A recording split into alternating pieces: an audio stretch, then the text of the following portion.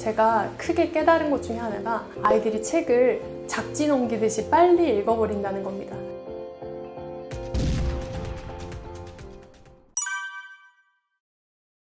책을 읽을 때 읽고 나서 자기 생각을 밖으로 꺼낼 수 있는 활동을 하면 정말 좋죠. 예를 들면 말로 꺼낼 수도 있는데 부모님과 책을 읽은 내용을 10글자로 표현해볼까? 라든지 제목을 한번 바꿔볼까? 하면서 읽은 내용을 자기 생각, 자기 언어로 이야기할 수 있도록 도와주는 거죠. 또는 그림이나 낙서로 표현하는 것도 좋습니다. 이 아이들이 말로는 잘 안 되지만 그림으로 표현하는 것이 더 쉬운 아이들도 있거든요. 그럴 경우에 이 비주얼 띵킹 방법을 생각해서 마인드맵을 그려본다던가 아니면 인물의 관계도를 그려본다던가 아니면 시간의 순서대로 어떤 그림을 그려서 나열해 본다던가 아니면 사컷 만화 이렇게 네 부분으로 만화 말풍선에 넣어서 만들어 보는 활동, 이런 그림으로 이제 생각을 꺼내서 자기 생각, 자기 말로 다시 표현할 수 있도록 도와주는 것이 좋습니다.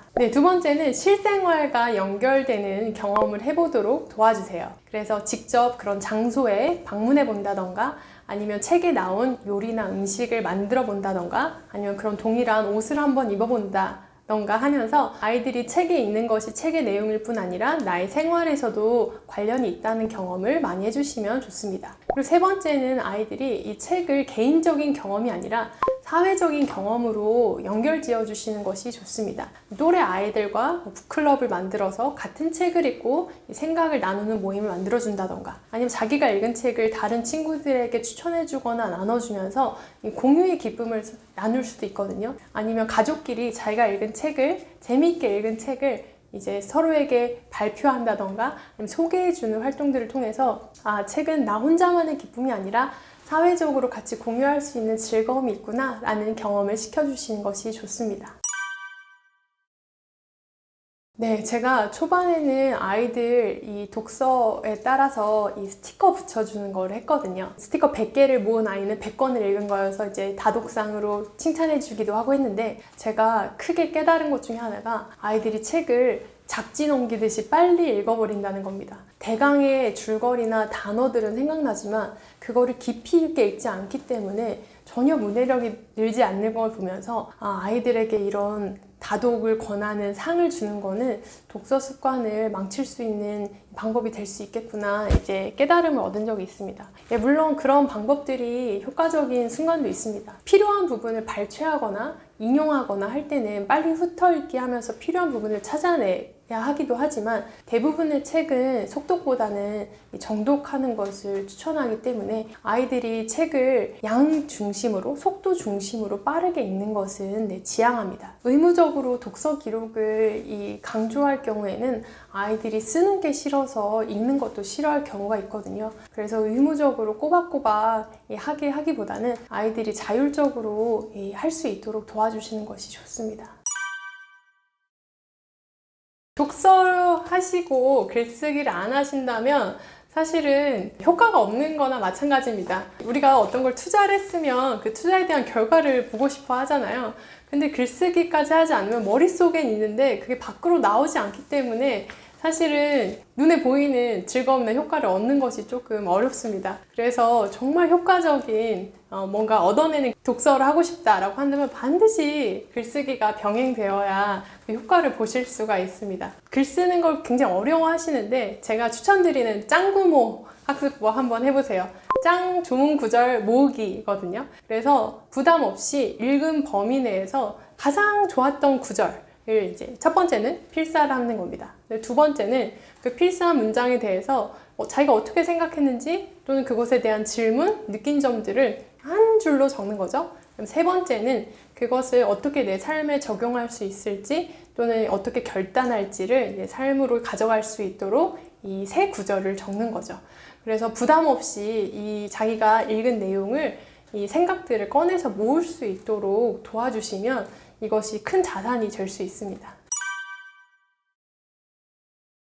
책을 읽기도 싫어하는데 글쓰기를 어떻게 시키냐? 네, 맞습니다. 책을 싫어하는 아이면 단계별로 해줘야 됩니다. 책을 읽고 좋아하는 것부터 도와주셔야죠. 책을 이제 걷지도 못하는 애를 뛰라고 할 수 없기 때문에 처음에 책을 읽는 걸 싫어하면은 이제 아이가 좋아하는 관심사부터 시작해서 어르고 달래서 시작하는 거죠. 근데 제 경험상 한 100권까지는 억지로 어떻게든 끌고 와야 하는 거고 100권에서 200권 정도 읽었다 하면은 그 다음부터는 조금 자기가 스스로 책을 즐겨 읽는 수준이 되더라고요. 그래서 그때까지 끌고 가기 위해서 이제 어르고 달래서 재미있게 읽어주고 경험도 시켜주고 엄마가 읽어주기도 하고 하면서 좋아하게 만들죠.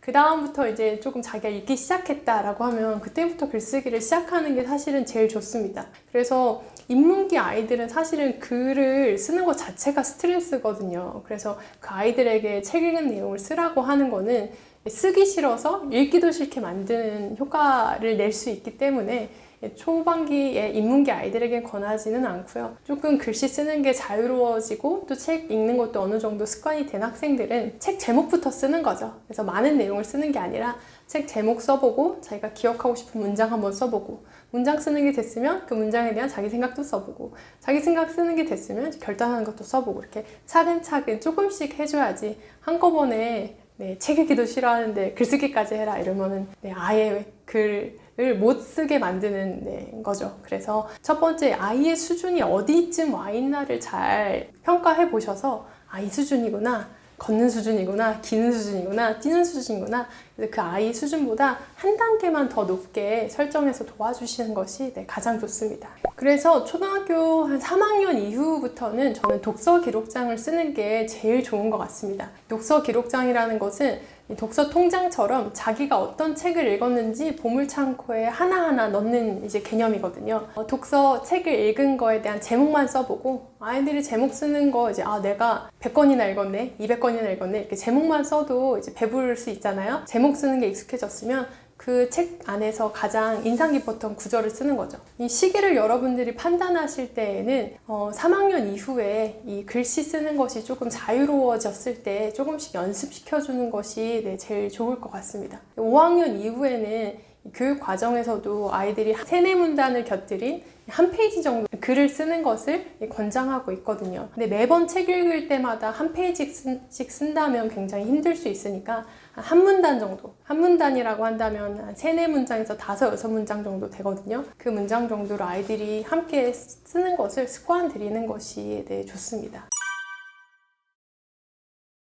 최근에 어떤 부모님께서 저에게 이 상담을 요청하셨는데요. 정말 귀한 아들, 딸이기 때문에 잘 키우고 싶은데 어떻게 도와줘야 할지 모르겠다. 이 아이가 책 읽기보다는 게임하는 거에 열중해 있어서 너무 마음이 아프다. 이런 이야기를 들었습니다. 게임에 대한 부분들은 정말로 시급하게 아이를 도와줘야 합니다. 왜냐하면 아이에게 어떤 결핍이나 부족한 점을 이 게임을 통해서 회복받고 싶은 마음이 있기 때문에 부모님께서 그런 모습을 보일 때 아이의 마음이 어떤지를 먼저 살펴봐 주시는 것이 가장 좋고요. 이 결핍의 부분, 이 공허한 부분을 부모님이 관계에서 친밀감과 안정감을 통해서 채워주시는 것이 가장 큰 선물이라고 생각합니다. 근데 어떻게 또 아이에게 이런 친밀감과 안정감을 줘야 할지 매개체가 없으면 또 이렇게 서먹서먹 하잖아요.